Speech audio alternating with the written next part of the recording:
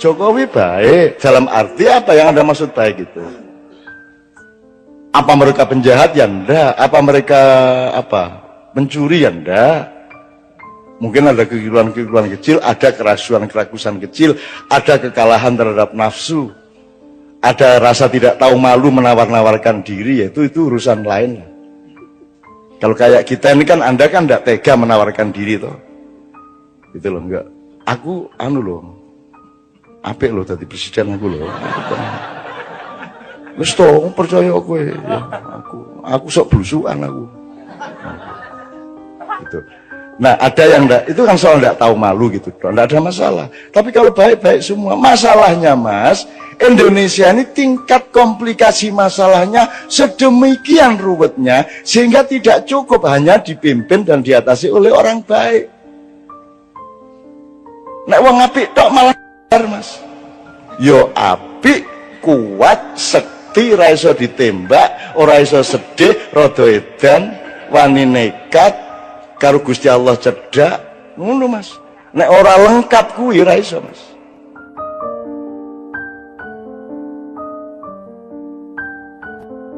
Mengenai presiden, yang mana yang baik? Apakah Jokowi baik Mas? Baik. Prabowo baik. Sapa meneh liyane? Prabowo itu salah satu yang diperintah. Jadi ada beberapa satuan yang diperintah untuk mengantisipasi kelompok-kelompok aktivis pada tahun 97. Ya. Nah, sialnya Prabowo itu ketika dia menculik tapi tidak dimusnahkan. Terus jadi orang hilang itu. Yang diculik oleh pasukannya Prabowo ini dikembalikan ke masyarakat. Makanya sekarang mereka ikut Gerindra. Memang diculik, tapi ora dipateni ngono lho. Iki salahe dhek ning ngono kuwi. Kudune dipateni ora ana masalah wis. Sebagaimana kelompok-kelompok yang lain. Makanya Pius, Haryanto Taslam ikut Gerindra sejak awal. Mereka berterima kasih kepada Prabowo ngono lho. Aku iki tapi aja njur terus ngene lho. Meskipun aku iki gawe-gawein sakarmu gak masalah. Aku wis tidak akan bergeming sehelai bulu saya oleh fitnah dan manipulasi, ora masalah. Engko ngene gambaran. Nganggo iki pisan to ya. Persis ngene iki. Ya ora apa-apa lah. Kalau orang miskin butuh kiriman makanan kan wajar. Atau kalau nggak dikirimi makanan, ya makanan yang ada di tetangganya diambil, ya nggak apa-apa. Saya anggap itu kan karena saking butuhnya, arep njaluk ora wani kan begitu. Ya wis ora apa nggon kono. Teman-teman bilang mbok dituntut, Cak. Lho nek aku nuntut orang yang Prabowo tak tuntut, sambrek tak tuntut. Semua yang saya alami di Indonesia ini tak tuntut kabeh wong. Dengan pasal apa? Perbuatan tidak menyenangkan. Endi sing nyenengno? Aku takon, sing nyenengno endi? Jadi seluruh instansi tak tuntut dengan pasal perbuatan yang tidak menyenangkan itu. Iki ono pasal opo iku? Kaya kowe iki nyenengke wae kan gitu. Walah Jan. Ya wis ora apa-apa. Makanya kita ini kan ndak mau jadi Indonesia gitu loh. Kita tuh ndak mau jadi Anda nonton TV, Anda lihat apa itu kan. Kita tuh bukan tidak punya harga diri, kita bukan tidak punya nasional, kita tuh memang tidak mau jadi orang Indonesia. Asal sudah bintang sinetron ini kudu mancung toh. Ya toh kudu mancung, kudu kuning, ya toh. Jadi kita tuh tidak mau jadi orang Indonesia di bidang apa saja. Politiknya juga tidak mau. Politik seperti Indonesia yang pernah dicontohkan oleh bapak-bapak, mbah-mbah kita kan tidak mau toh. Kan nggak mau kita. Sampai Sabrang tak kasih kabinet Mojopahit coba. Tak kasih daftar kabinet Mojopahit Sabrang itu. Lawyer iki apa cara Mojopahit itu? Saya kok kowe mau. Tak kasih tahu dengan bahan-bahan dari banyak teman bahwa dulu KUHP yang pertama diterapkan pada sebelum Rasulullah di zaman Kalingga. Sebelum ada Muhammad bahkan sallallahu alaihi wasallam ya. Itu sudah ada 172 pasal hukum resmi. Dan di zaman Kalingga itu tidak ada orang nyopet, tidak ada orang mencuri. Bahkan anaknya Ratu Sima itu dipenggal kepalanya oleh ibunya sendiri karena apa? Asal usulnya karena si anaknya ini apa namanya? Ada raja karena banyak pendatang, kemudian ada pendatang naruh emasnya di pasar karena ingin ngecek coba katanya orang Kalingga itu tidak ada yang mencuri. Terus ditaruh seperti emas, berlian, permata, rakaruan kayak di pasar itu tidak ada orang menyentuh sampai 2 tahun. Sampai akhirnya datang anaknya Ratu Sima itu kemudian opo koyo ngene dipamer-pamerke. Ora kodal wong Kalingga jujur-jujur ora pengin emas koyo ngene iki wis sugih kene gitu ya. Dia karena dia mengejek itu dan kemudian menendang-nendang barang itu, dia dipenggal oleh ibunya karena tidak boleh juga itu menghina orang lain. Menghina saiki pokok internet di sini hinaan kabeh. Semua hinaan, semua kepengecutan, semua orang yang tidak berani bertarung depan. Internet adalah tempat di mana kita bisa ngirim rudal kapan saja kepada siapa saja tanpa identitas, kan gitu. Ya serah apa lah. Ini adalah peradaban pengecut.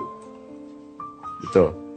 Nah, jadi teman-teman sekalian, kita mah nggak mau jadi orang Indonesia. Politik Indonesia apa? Wong di amandemen UUD 45. Kita nggak punya orang tua di negara kita ini, nggak punya panembahan, nggak punya parentah agung, nggak ada MPR seperti dulu. Kita nggak punya punokawan, coba. Kita tidak punya pembagian tugas antara lembaga negara dengan lembaga pemerintah sebagaimana Hayam Wuruk sama Gajah Mada. Gajah Mada itu eksekutif, dia Perdana Menteri. Judulnya Mahapatih. Kalau Hayam Wuruk itu kepala negara. Tidak boleh sama kepala negara sama Perdana Menteri, tidak boleh. Kan kita tidak usah pakai presidensial apa parlementer, apa angel-angel dolek-dolek rono. Wong mbahmu wis duwe jelas kok. Semua yang sifatnya eksekusi dilaksanakan oleh Gajah Mada dengan institusinya, tapi policy yang menentukan eksekusi itu adalah Hayam Wuruk dengan institusinya. Jadi negara ambil policy, pemerintah melaksanakannya. Negara punya policy tapi tidak boleh melaksanakan. Perdana Menteri berhak melaksanakan tapi tidak boleh bikin policy, kan apik kuwi. Sehingga harus bermusyawarah dan mufakat terus. Sama dengan bendahara dan kasir. Kasir berhak menentukan tapi tidak bisa bayar. Bendahara bisa menentukan tidak bisa bayar. Kalau kasir bisa bayar tidak bisa menentukan. Sehingga harus terus-menerus ada kerjasama bersuami istri antara bendahara dengan kasir.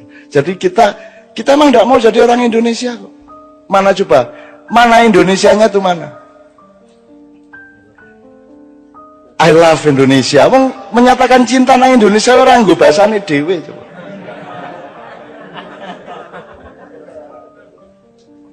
Coba piye kuwi? Yang saya temukan ya banyak Indonesia yang nyun sewu laku ora pamer lah. Anda ini Indonesia. The Red itu Indonesia. Itu Indonesia. Ngono kuwi wong Indonesia yang ngono kuwi. Nek arep sadis kene tak dudui sadis ya ta. Nek arep cuklek sikile kene tak pecah. Diancam dicuklek sikile bul pecah kan wong Indonesia lak ngono kuwi. Arep menggok nengen liwat kiwa nyet ngono kae ta. Ah kuwi ta.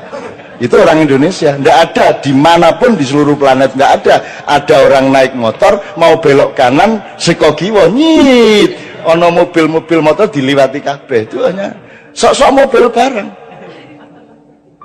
Mobil ya wani nyit ngendiki motornya wani, dan itu hanya orang Indonesia. Jadi orang Indonesia itu orang yang dahsyat, cuman tidak diberi peluang untuk tidak dirantai. Dia selalu dirantai sejak kecil. Nah, Anda bermakyah ini, Anda mengurai rantai di kaki Anda, dan Anda menjadi manusia merdeka. Anda mengenali diri sendiri sehingga Anda bisa menentukan siapa presidennya karena engkau mengenali dirimu sendiri. Begitu kata anak saya tadi, Mas. Ngono, bapak anak itu komposisinya luar biasa. Kowe ngerti piye carane angel iku ndidik anakku sehingga iso komposisi intelektuale kaya ngono kuwi. Angel kuwi. Angel tenan kuwi. Tak sengsarake suwe kuwi. tak buat nang Kanada atau tak tilii ya biyen mau kowe rasa bahasa Inggris ning luar negeri golek kos dhewe golek kuliah dhewe ngono akhirnya nunut ning masjid ya ben wae nah, anakku bapakmu luwih sengsara mbiyen nah ngono ta enake bapak ning ngono kuwi sak sengsara-sengsaramu iso luwih sengsara bapakmu le ngono kuwi kalah anak pokoke kalah nyana ora arep menang piye. Jadi baik Mas, Jokowi baik. Dalam arti apa yang Anda maksud baik itu? Apa mereka penjahat? Ya enggak. Apa mereka pencuri? Ya enggak. Mungkin ada kekeliruan-kekeliruan kecil, ada kerasuan-kerakusan kecil, ada kekalahan terhadap nafsu, ada rasa tidak tahu malu menawar-nawarkan diri, yaitu itu urusan lain lah. Kalau kayak kita ini kan Anda kan enggak tega menawarkan diri toh. Itu loh enggak. Aku loh apik loh tadi presiden aku loh wis to percaya kowe ya aku sok blusukan aku gitu. Nah ada yang enggak itu kan soal enggak tahu malu gitu enggak ada masalah, tapi kalau baik-baik semua masalahnya Mas Indonesia ini tingkat komplikasi masalahnya sedemikian ruwetnya sehingga tidak cukup hanya dipimpin dan diatasi oleh orang baik. Nek wong apik tok malah Mas. Yo apik, kuat, sekti, ora iso ditembak, ora iso sedih, rada edan, wani nekat, karo Gusti Allah cedhak, ngono Mas. Nek ora lengkap kuwi ora iso Mas. Nek kowe iso ditembak kowe, ditembak sedelat wae. Gitu loh Mas. Ini Indonesia ini real ini. Gitu loh. Tapi mungkin enggak juga enggak apa-apa, artinya Indonesia dianggap kejem jebul ya ora, dianggap ora bol kejem banget. Indonesia kok tukang sulap kok. Jadi wedhus ngono. Wow, iki wedhus jebul sapi. Wah iki partai sapi jebul gabung karo musang. Wah iki musang. Lho kuplukan. Ora cetha Indonesia kira cetha. Betul nggak Mas? Coba bupati-bupati yang bagus-bagus yang kita dikenali Kiai Kanjeng selama ini kan bupati PDIP malah. Ya PKB ya ono. Ning PDIP iki preman asal usule, ning begitu dadi bupati kan gelem ora gelem kan pegewuh karo rakyat Islam kabeh. Akhirnya kuplukan. Terus minggu kedua alah melu salat jamaah, masa ora tau melu salat jamaah. Akhirnya jemuan keliling suwe-suwe mosok sih bupati kok orang ngadake pengajian ning omahe suwe-suwe pengajian rutin ning omahe kan gitu ya nek ngono sisan majelis zikir gawe majelis zikir suwe-suwe dadi santri gitu loh Mas. Dadi wong Indonesia iki orang nganggo teori ngono-ngono kuwi. Jadi di Indonesia itu warung soto dodolane pecel ya ra Mas Bapak ya ta Mas. Kan misalnya naik PKS kan partai Islam, inspirasinya dari Ikhwanul Muslimun, ya toh, berarti nanti akan mempresidenkan, mencapreskan orang yang memang karakter dan ideologi dan keislamannya yang memang kondusif terhadap PKS, kan gitu kudune. Wong nek dodol soto ki ya, nek warung soto ya dodol soto. Saiki ora.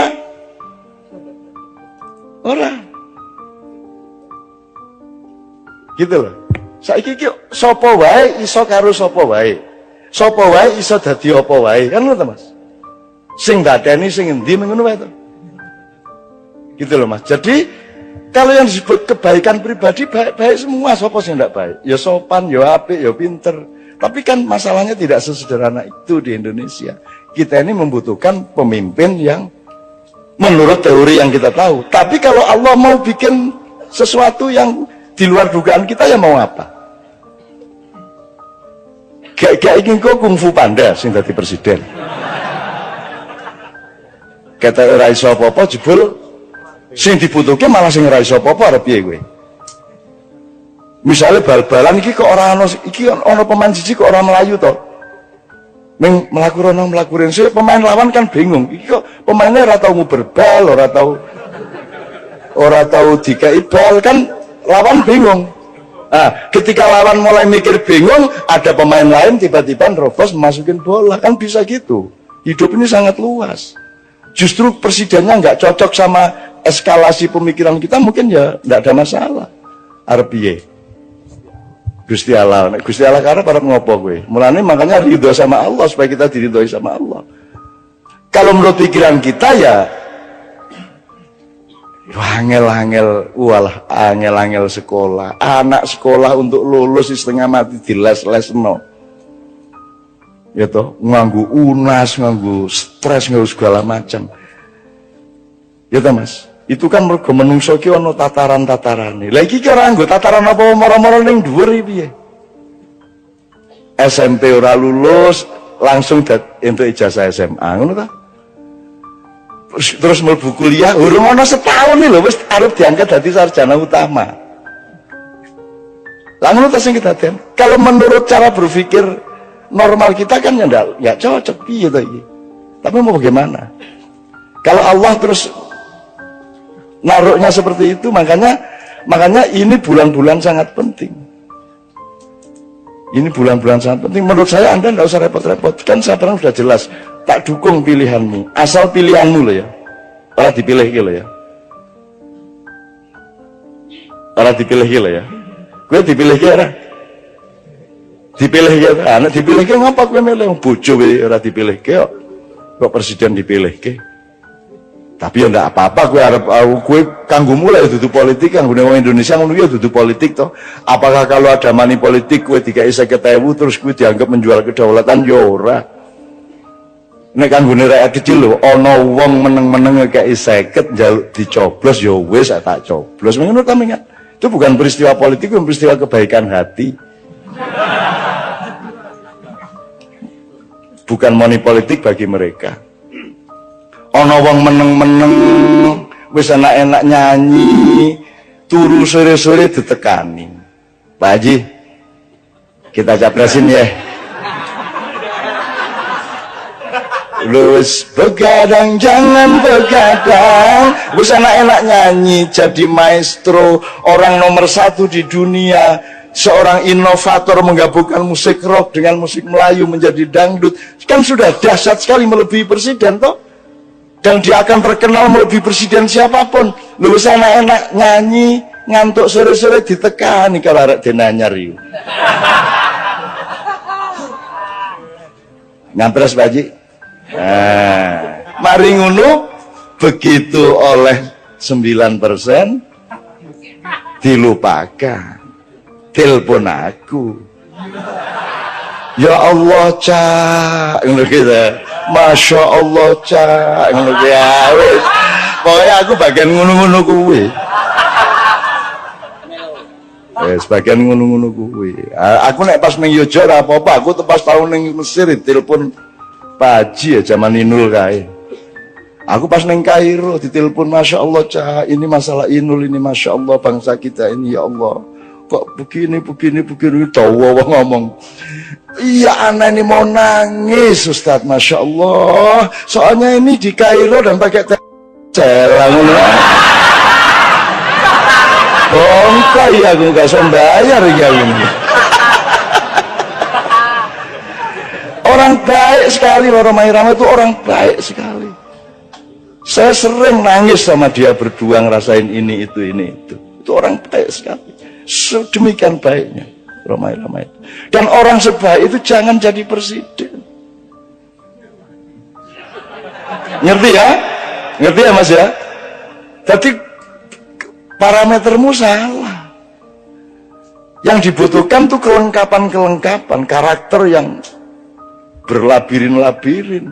Wah iki kudu dadi pawang, kudu dadi macam-macam wis pokoknya ya satrio itu lengkap juga ya, intelektual ya, jagoan ya apa. Ning ya pinandita nek jarine Ronggo Warsito. Pinandita itu artinya dia juga seorang negarawan, dia juga punya kebijakan, dia punya wisdom, dia punya rohani, dia punya apa namanya? Kawaskitan, lantip, waskito kan begitu. Tapi itu juga tidak cukup, dia harus punya tali sambungan dengan Allah, sinisian wahyu. Ane Gusti Allah iki arep ngkai wahyu sapa apa nyambung karo sapa? Arep arep dhek. Arep ngopo kowe? Upama presidennya sekolah London ya ben wae. Nyewa gitu kan, sewa 5 tahun. Upamane njur rong sasi kok orang genah santet, ngono kan. Upamane lho ya. Jadi menurut saya Anda jangan jadi beban, semua itu jangan jadi beban. Andaikan pun Anda punya ketidakenaan sama kiri kanan ke orang nyoblos, ya wis kowe nang TPS coblosan sakarepmu. Kowe arep milih sapa kuwi padha apike kok. Padha wae. Nek soal mengatasi masalah, ora iso ngatasi masalah. Brang, tolong nanti kalau ada waktu ngomong mengenai konsep mudzakkar muannas, feminin dan maskulin, karena presiden Indonesia itu harus muannas, harus feminin, harus mau ditekan-tekan oleh Amerika. Makanya sebelum jadi presiden itu sowan ke kedutaan besar Amerika. Karena kita ini provinsi keberapa, negara bagian keberapa, Brang? Itu kalau Prabowo terlalu maskulin, tidak disukai, kan gitu kan? Dia maskulin, dia yang nek maskulin ini segala sesuatu sing menanam, yang mengambil keputusan dan menanam, gitu. Nek feminin tuh yang ditanami, cetok tak gue? Ngalami tuh gue? Kejaba imam ora paham iki. Nah, Indonesia itu kerjanya ditanami oleh infiltrasi pemikiran IMF, Yahudi apa saja, kita tinggal mau. Freeport diperpanjang sampai tahun 41 segala itu kan karena kita feminin. Nah, presiden kita besok harus feminin, dalam arti yang akan didukung oleh sekutu internasional itu yang feminin, bukan wong ngene-ngene njur kuru ora. Feminin itu artinya dia tidak akan bersikap nasionalistik, dia tidak akan mengatakan go to hell with your aid. Amerika disetrika, Inggris dilengges. Nek wani ngomong ngono langsung disikat kowe. Iku zaman Bung Karno biyen. Makanya Bu Mega harus cari orang yang kayak bapaknya. Kalau ndak seumur hidup beliau akan menyesal. Karena bapaknya sudah menangis-nangis. Sekarang ini nun kanda nono anakku.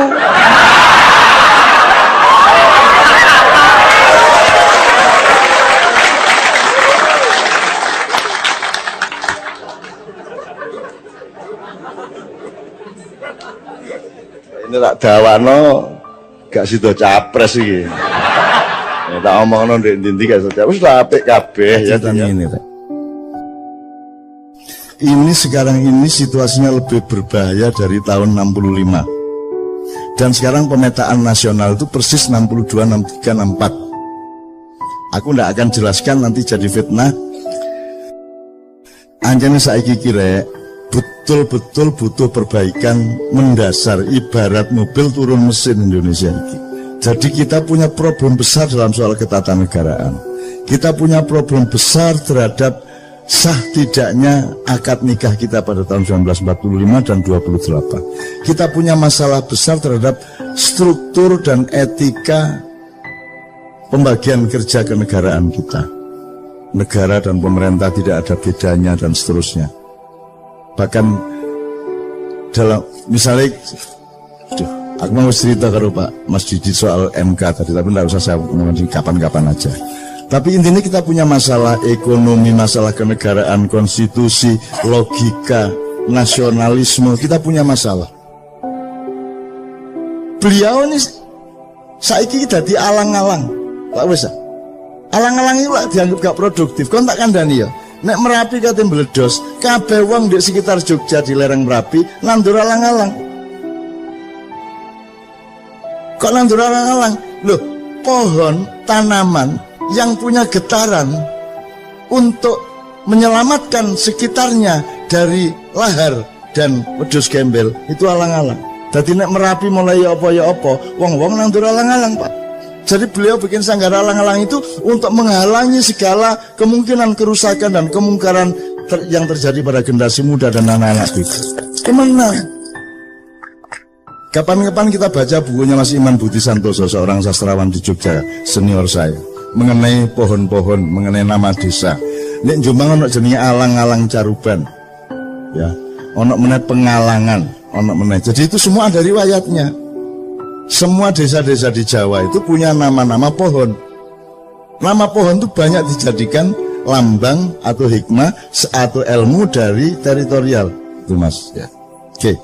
Tak persingkat gini Mas Didit ya. Saya sangat paham pemikiran Anda. Dan saya bukan tidak setuju.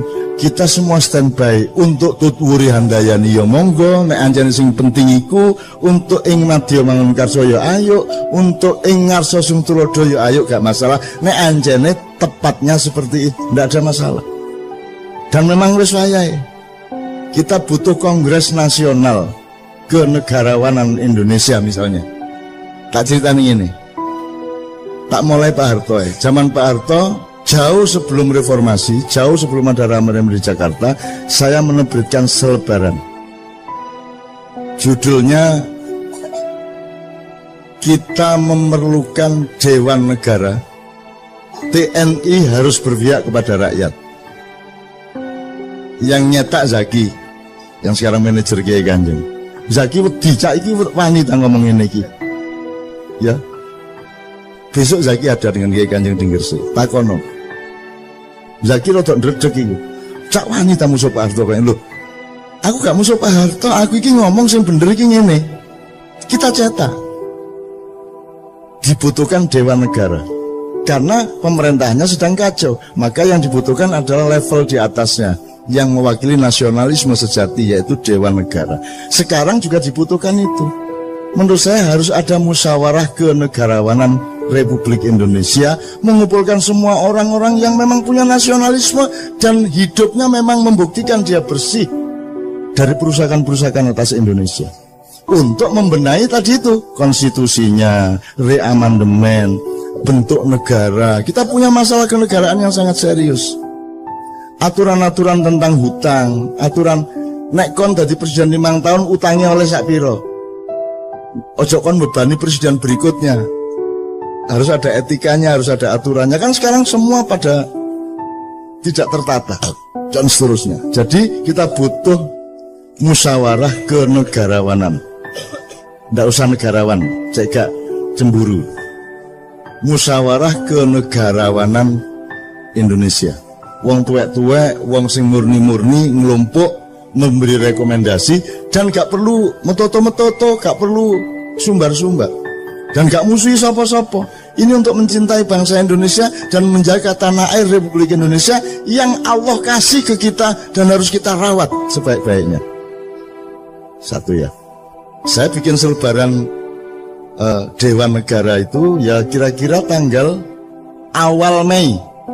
Terus padang bulan pas tanggal 12 Mei di Jombang, Menturo. Terus aku pamit, Rek, iki aku menenang Jakarta soalnya kok beberapa hari ono goro-goro di Jakarta. Kemudian terjadilah penembakan Trisakti besoknya. Kemudian terjadi pembakaran-pembakaran, penjaraan-penjaraan sampai ke Surabaya, sampai ke Makassar, dan terutama di Jakarta. Sampai akhirnya kita kumpul yang 5 orang itu, Anda tahu, Cak Nur, saya, Pak Melik Fajar, Imam Utomo Dananjaya, sama Pak Sudrajat. Kita merumuskan saran agar Pak Harto turun dengan kita kasih metodenya dan cara-cara untuk supaya rakyat tetap selamat dalam keadaan perubahan ini. Dan kita ajukan pada tanggal 17. Kemudian kita konferensi pers, nangis-nangis kabeh. Aku dijaluk melok ndonga dan nangis kabeh. Dan ingin betul-betul ada perubahan yang darurat di Indonesia pada waktu itu, karena Amerika sudah tidak suka sama Pak Harto. Semua di luar negeri sudah tidak merestui Pak Harto. Rakyat sudah jenuh semuanya dan seterusnya. Terus kita kasih saran, Pak Harto gini-gini, ini saatnya sampean turun. Sampai tak bujui Pak, wis tak sampean iku wis tuwuk ta. Mosok gurung tuwuk sampean dadi presiden. Wis sampean lereno cek mulya, gak padeken gak angun. Akhirnya kan semua orang tahu bahwa saya yang ngajarin Pak Harto ngomong saya tidak jadi presiden tidak paten nang. Lho iku gak paten lho cara ndi? Nek gak cara Jawa Timur ya. Ya. Anda sudah tahu kemudian tanggal 18 kita setelah kita konferensi pers, kita ke seluruh dunia kita umumkan kita akan melakukan perubahan di Indonesia. Tanggal 18 kita kasih ke Mensesnek, bahwa itu Pak Saidillah Mursi. Jam 11 kita kasih, jam 3 sore dikasihkan ke Pak Harto. Pak Harto membaca, merenung, sholat asar, sholat maghrib, terus habis isya Pak Harto telepon Mbak Novia. Pak Harto sing telepon nang Mbak Novia, mergo aku gak ono sing nrimo Mbak Novia, bilang Cak Nun saya siap melaksanakan sarannya untuk mundur dari jabatan presiden. Itu tanggal 18 malam. Tapi tolong kita atur supaya perubahan di Indonesia ini tidak menimbulkan bentrokan-bentrokan. Kalau bisa besok kita ketemu berenam dari 5 orang yang menandatangani surat saran kepada Pak Harto bersama Pak Harto. Tapi Pak Harto mengatakan, Cak, mbok tolong ngajak orang-orang tua supaya 3 aja supaya jumlahnya 9. Akhirnya Gus Dur kita ajak, Pak Ali Yafi kita ajak, dan satu lagi saya lupa. Siapa ya? Ada orang tua satu lagi saya lupa. Dan seterusnya. Paginya kita ketemu dan aku gak duwe sepatu ya. Waduh, aku nyele Pak Bariman. Pak Bariman itu saiki guru SMA Muhammadiyah di Denpasar. Terus tak sosok-sosok tak gawe-gawe, pokoknya sing penting mosok aku sandalan wae ngono. Terus tak sekali lagi sepatuan ya kok kalau melicat temenan. Terus demi Indonesia wis gak apa-apa sih kalau melicat. Wes. Oke, akhirnya semua proses kita jalankan Pak Harto mudun, tapi di tengah jalan dikhianati oleh sejumlah tokoh. Jadi reformasi itu sebenarnya konsepnya adalah bukan Pak Harto turun terus Habibie naik. Yang salah kan semuanya. Jadi Pak Harto turun, kabinet bubar, DPR bubar, MPR bubar, kita bikin MPRS, Majelis Pemusyawaratan Rakyat Sementara, yang sudah kita daftari sebanyak 45 orang, nomor 1 Abdurrahman Wahid, nomor 2 Megawati, nomor 3 ini, sampai Daniel Sparinga, sampai macam-macam, pokoknya 45 orang. Cak Nurholis Majid, macam-macam sing kita perhitungkan cukup reformis. Jadi seharusnya Pak Harto turun tanggal 21, terus kita resmikan ada Majelis Permusyawaratan Rakyat Sementara dan langsung bersidang 45 orang menentukan kepala negara sementara yang langsung kita tugasi untuk membuat pemilu secepat-cepatnya, paling lambat antara 6 bulan sampai 1 tahun. Sehingga kita clean betul, kita resiki betul, dan kita bikin sesuatu yang baru. Dan itu kita perlukan sekarang sebenarnya. Tapi saya cerita dulu yang soal Pak Harto. Kemudian ini dikhianati tengah jalan, akhirnya Habibie yang naik, dan Anda tidak pernah tahu dan tidak pernah ada yang meneliti, dari UNER pun tidak ada yang meneliti siapa yang sebenarnya menyusun kabinet, siapa yang waktu itu bermain. Kalau sing takon aku yang menengahi, masuk gak ditakoni tak kandak-kandak no. Itu ya. Faktanya semuanya jelas. Sampai sekarang dipersoalkan tim mawar sing apa segala macam, itu pada waktu tanggal belasan Mei waktu itu. Itu semua juga ada ceritanya. Nek awakmu tahu nang Padang Bulan zaman itu sampean rulah ceritanya. Ya, pada waktu itu siapa yang datang ke sana, saya lindungi sejak dari Juanda. Aku nyusul di Juanda itu, aku mlebu pesawat. Jadi dia mlebu pesawat ono aku. Loh, kok di sini Cak? Oh iya re, kepala bandara ya. Mboyo apa ceritanya, pokoknya aku ndek ngarepe pesawat iku, ndek ngarepe lawang dibuka terus ono ondo mudun iku, aku ndek kono. Soalnya aku nyusul ndek bandara malah masalah. Engko diketok uang, ketok wartawan segala, aku langsung ndek pesawat itu. Carane runu ya apa urusanku. Kemudian teman sekalian, ada satu lagi, ada saat-saat darurat di mana PDIP pasti menang untuk memilih Megawati jadi presiden pada periode sesudah Habibie. Tapi wong Islam ya wis gatel, wis gak kuat. Islam ya wis kudu berperan.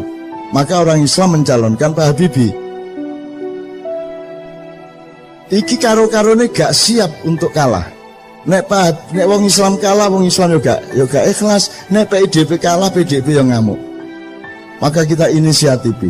Dalam satu hari saya menemui P3 ketuanya dan Golkar ketuanya, karena besok akan memilih presiden di MPR untuk memilih Habibie atau Megawati. Pokoknya tidak lama, 20 menit sama setengah jam. Terus saya malamnya datang ke Pak Harto. Saya minta Gus Dur rapat dulu di rumah Gus Dur. Gus, iki wayahe wong tuwek sing mimpin saiki.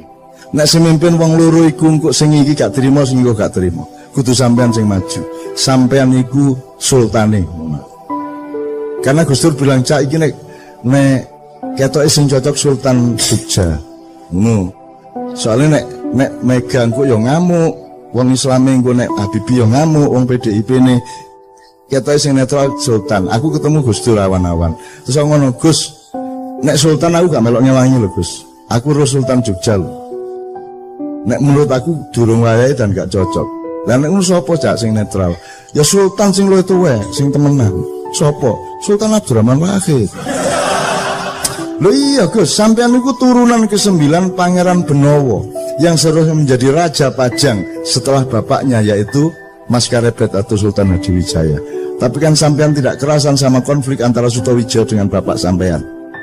Terus Pangeran Benowo pergi membuat pesantren di daerah Banjarnegara Banyumas. Nah saiki wis wayahe Pangeran Benowo turunane nang istana. Sampean Gus saiki wayahe. Tuh, sadurunge aku ketika dulu saya mau mengupacarai Pak Harto untuk husnul khotimah, wiritan, sholat di masjid DPR, kan gagal Mas. Gagal tuh artinya aku gak, karena koran-koran memberitakan secara sangat dipelesetkan. Aku ngomong ikrar husnul khotimah. Nah Islam pakai husnul khotimah tuh konsep utamanya. Tapi di koran nulisnya pertobatan nasional Soeharto. Loh, duduk pertobatan nasional husnul khotimah. Dan Allah yang nawari husnul khotimah iku mergo nek uangku ya elek barang. Maka dikei akhir yang baik, husnul khotimah. Akhirnya aku muring-muring, pertemuan saya batalkan di DPR pada arek maknya wis ambrek teko ndek kono. Saya bilang sama wartawan, pertemuan saya batalkan, Pak Harto saya larang datang. Terus aku telepon Pak Harto di depan mereka. "Pak, sampean gak usah rene. Sampean cukup wiritan sing iki karo sembahyang 2 rakaat saiki. Sembahyang duha jam 9 esok. Saudara, saya tidak akan adakan pertemuan karena Anda tidak percaya kepada proses ini. Saya persilakan Anda sekarang mengadili Soeharto. Kalau Anda berhasil mengadili Soeharto, potongan kupingku karo wedi aku. Waduh, nek iya temen gambe kuping gak aku. Tapi tak teka-teka ngomong, potongan kupingku nek kon iso ngadili Soeharto. Dan Soeharto sudah siap diadili. Wis tak gawe konsep. Saya Soeharto, mantan Presiden RI, siap untuk tidak menjadi presiden lagi. Nomor 2, saya siap untuk tidak ikut campur pada setiap pemilihan presiden. Nomor 3, saya Soeharto siap diadili oleh pengadilan negara untuk mempertanggungjawabkan tugas saya 32 tahun. Nomor 4, saya Soeharto kini siap untuk mengembalikan harta benda yang menurut pengadilan negara adalah bukan milik saya tapi milik rakyat Indonesia. Pak Harto tanda tangan. Pak Harto tanda tangan. Diwaca nggih Cak, tanda tangan langsung. Wis kari kok adili. Tuh. Akhirnya acara tak batalno. Terus aku iseng-iseng dolen nang omahe Gus Dur. Ndek Ciganjur. Tak ceritani ngene Cak.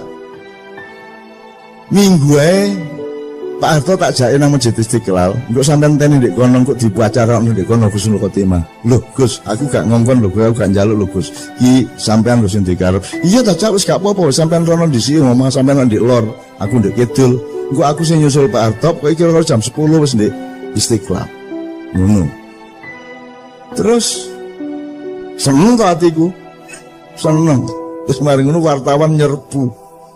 Gus, katanya mau bawa Pak Harto ke Istiqlal, kata Cak Nun tadi di luar gini.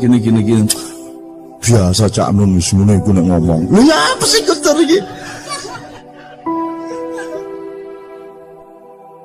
Ya aku karo Gus Dur iku rek, kanca rek. Guyon, memel. Aku karo Gus Dur gak tau ngomong serius. Cerita sing gak ngono. Wes pokoke memel ngono iku guyon jombangan iku. Karena aku gak ono formal-formal, itu sahabat saya. Jadi pokoknya intinya Mas, terus aku kepeduk Gus Dur sebelum pemilihan beberapa jam, dan saya bilang sama Gus Dur, Gus sampai tadi presiden insya Allah, enggak sore. Kan wilayahnya malam Mas. Untuk sore. Tiap aku njaluk loro Gus. Mergo aku sing usaha, aku sing njaluk P3 kudu milih Gus Dur. Golkar kudu milih Gus Dur. Nek kalian berdua akan mengalahkan PDIP. Masalahnya bukan saya tidak setuju Megawati, cuman situasinya tidak memungkinkan. Saiki kudu wong tuwek sing mimpin Indonesia, itu situasinya pada waktu itu. Mulanya aku menjaluk loro Gus Sarati sampean ngurusi Aceh temenan karena masih ribut terus Aceh. Nomor loro gak ono mistik, gak ono Nyai Roro Kidul. Sampean gak ruta tema iku di Indonesia. Nyai Roro Kidul jek ono terus, jek digawa-gawa terus. Tapi aku njaluk Gus Dur, Gus wis gak ono Nyai Roro Kidul. Terus Gus Dur jawab ngene karo turu e. Aceh gampang, Cak. Gampang ya napa wong gak beres-beres. Macam-macam tak tabok. Gus Dur wenteng enek ngomongin. Terus Nyai Roro Kidul apa lu? Wis tak SMS wingi, Cak. Ya apa ya? Ya apa Gus Dur? Wis tak di SMS ya apa? Tak kon jilbaban. Gus Dur lho, idene iki lho. Bayangno Nyai Kidul jilbaban seluruh gitu.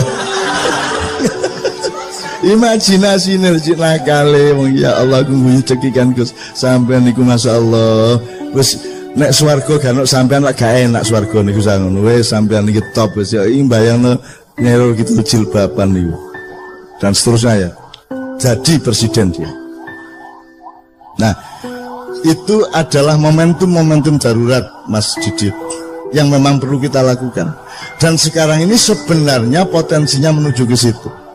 Itu yang sampai maksud tadi. Cuman saya ini kan orang yang tidak punya api. Aku gak ada nafsu. Bukan soal nyongok loh ya. Maksudnya saya tidak punya libido politik. Saya tidak punya sedikit pun gairah untuk mimpin negara. Presiden kan duwe blas. Kan duwe blas. Soge kan duwe aku. Aku seneng karo kon mek ngono tok. Asik membicarakan sesuatu yang menggembirakan mek ngono tok aku. Jadi gelandangan aku gak masalah. Gitu. Jadi aku gak duwe nafsu materialisme, kekuasaan, popularitas gak duwe aku. Alhamdulillah gak duwe. Jadi saya tidak akan melakukan itu kalau saya tidak diperintah. Kalau ada perintah, nanti akan ada gejalanya, ada tanda-tandanya, ada ayat-ayatnya nanti. Gitu. Dan saya juga tidak GR bahwa saya penting di Indonesia. Anggitmu aku aniku penting tak mak iyah itu. Indonesia kenal mak iyah tak gak? Agak kenal kok. Ojo GR betul-betul kaya iya. Nah awakmu merasa api alhamdulillah. Tetapi ojo merasa aku aniku penting di Indonesia. Aku gak penting kok. Aku ngomong didik keliru untuk mereka wis dintekno aku didik-idik kayak ngono iku. Untung aku hanya seekor semut dengan setetes air menuju Ibrahim kan gitu. Jadi teman sekalian memang sekarang sudah saatnya seperti itu, tapi sudahlah kita bersabar, jangan khawatir. Anggitmu kan Gusti Allah ta. Anggitmu kan malaikat ta. Anggitmu kan Nabi wis mati ta. Anggitmu Sunan Kalijaga gak ono ta. Anggitmu wis gak ono kabeh ta. Anggitmu mek ono awakmu tok ta. Gak. Masih lengkap dunia dan alam semesta ini, dan Allah punya skenario, dan Allah punya rencana, dan Allah punya irama, Allah punya langkah-langkahnya. Kita sami'na wa ata'na kepada Allah. Jadi yang penting awakmu selalu menunjukkan manusia yang baik, yang bermanfaat, yang seimbang, yang berpikir jernih, dan lain-lain yang sudah Anda omongkan tadi. Itu yang saya maksudkan. Alhamdulillah. Wis anggere awakmu dadi rakyat sing apik, insyaallah akan ada pemimpin yang baik, dan awakmu insyaallah juga menjadi pemimpin yang baik di skala dan perspektifnya masing-masing. Amin ya rabbal alamin. Kira-kira ngono ya.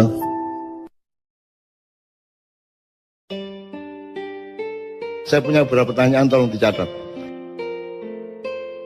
Kalau ada yang bisa menjawab sekarang alhamdulillah, kalau tidak jadi PR bersama. Hafal teks proklamasi? Ada yang hafal teks proklamasi? SMK sih hafal ya malahan. Ngetik SMK.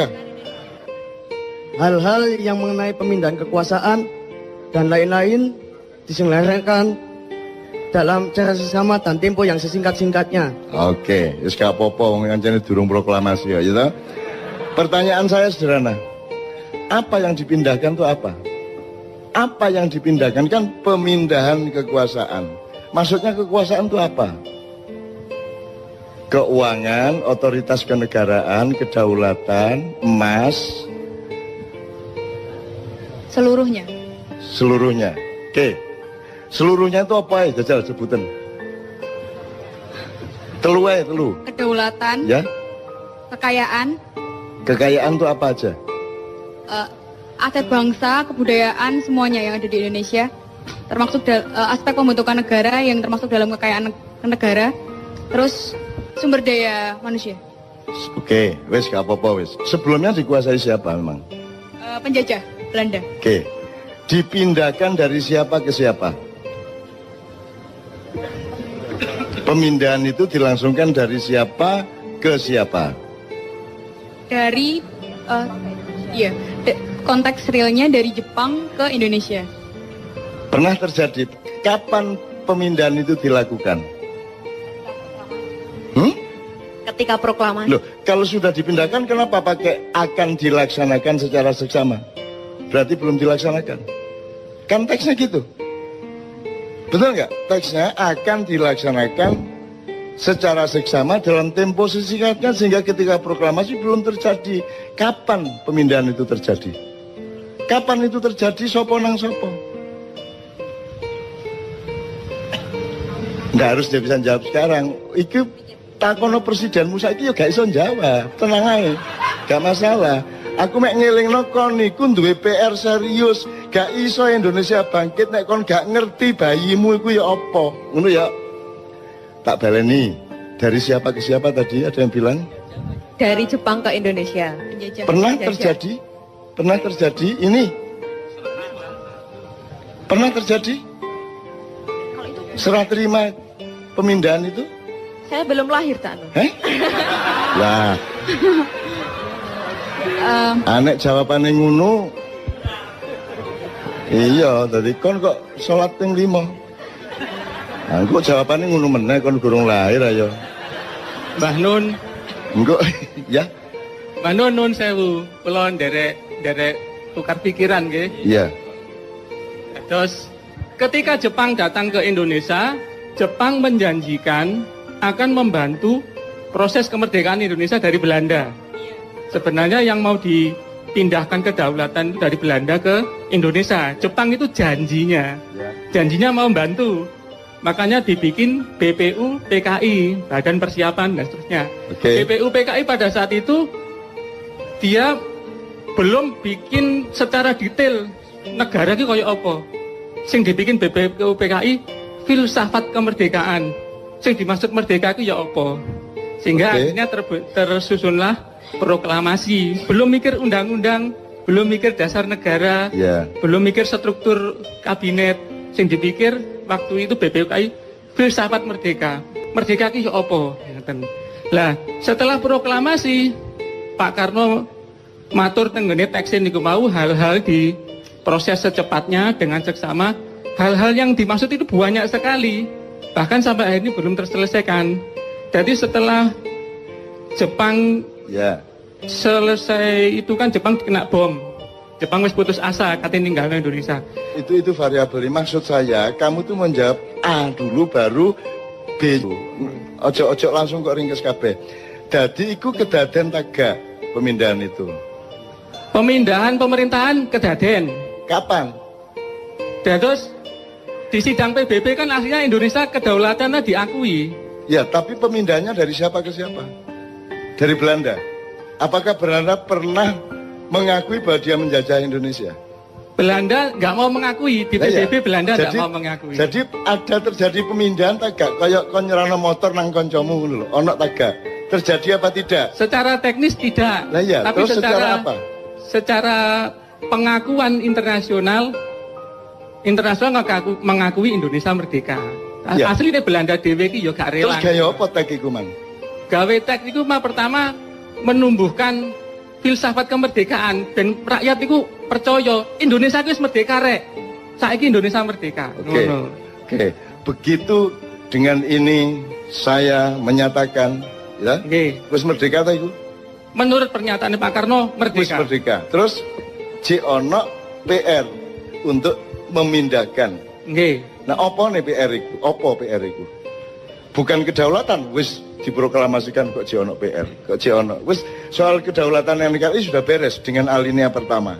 PR yang belum selesai pada saat itu soal perusahaan-perusahaan Belanda, soal wilayah Ya, oke. negara Indonesia. Ya. Dan terakhir yang dipermasalahkan Belanda, utang-utangnya Belanda kon nyauri Indonesia. Ya. Saiki sudah dilaksanakan belum pemindahan itu? Secara teknis Belanda belum. Jadi gurung beres iki kemerdekaan. Gorong beres, nasionalisasi perusahaan-perusahaan sebenarnya Oke. belum beres. Jadi kon kok mantep urip Indonesia wong nikahe gurung beres kok. Wong iki apa akad nikahe gurung beres kok. Kok semua duwe anak sauno kae iku lho. Itu yang saya maksud itu adab yang belum beres sejak awal berdirinya NKRI. Kontroversi pendapatnya monggo ndak ada masalah ya, tapi ada yang belum beres dengan pemindahan kekuasaan. Nanti salah satunya tercermin pada pertanyaan berikutnya. Jadi ya, jadi ndak pernah terjadi toh itu. Tidak pernah terjadi. Haya wes. Jadi kon ojo meneh GBHN, ojo meneh Pancasila, ojo meneh aturan-aturan. Wong proklamasi lho, gurung dilaksanakno. Ya tak gak? Nggih. Proklamasi lho gurung beres. Presidenmu kate 30 meneh. Nek akad nikahe gurung jelas, wis gak beres-beres. Makanya semua presiden yang ingin jadi presiden pahami dulu Indonesia ini siapa, urusannya gimana, yang PR-nya apa, yang belum beres apa, pahami dulu, baru bagusi mencalonkan diri jadi presiden. Kita betul. Itu loh. Jadi aku setuju pendapatmu kabeh, tapi yang saya maksud adalah ayo didandani sik teko awal rek. Ngono lho. Wong iki gurung beres sejak awal kok.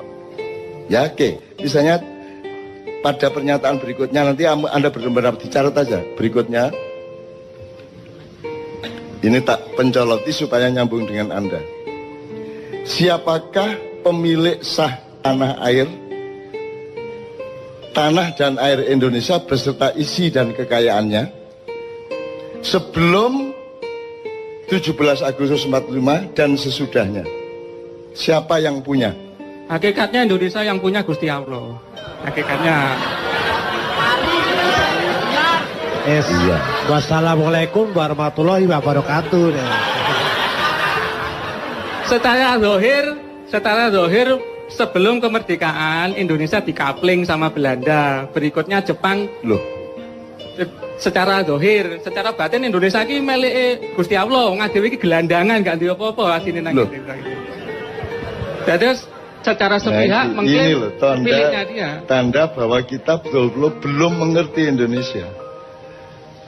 Sing jenenge milik itu kan saiki kan IMB, apa jenenge sertifikat. Ya, itu berlaku setelah kemerdekaan. Ada undang-undang tanah yang baru. Jelas ya? Sakdurunge kemerdekaan iku dhek sapa lemah. Iku misale saiki sing ndek Jogja wis sing digawe stasiun kereta. Ya. Ya tanahnya keraton. Nah, tanah keraton. Saiki sing tanah sak Indonesia iki dhek sapa? Tanah sak Indonesia. Ojo ngomong Gusti Allah loh. Pada zaman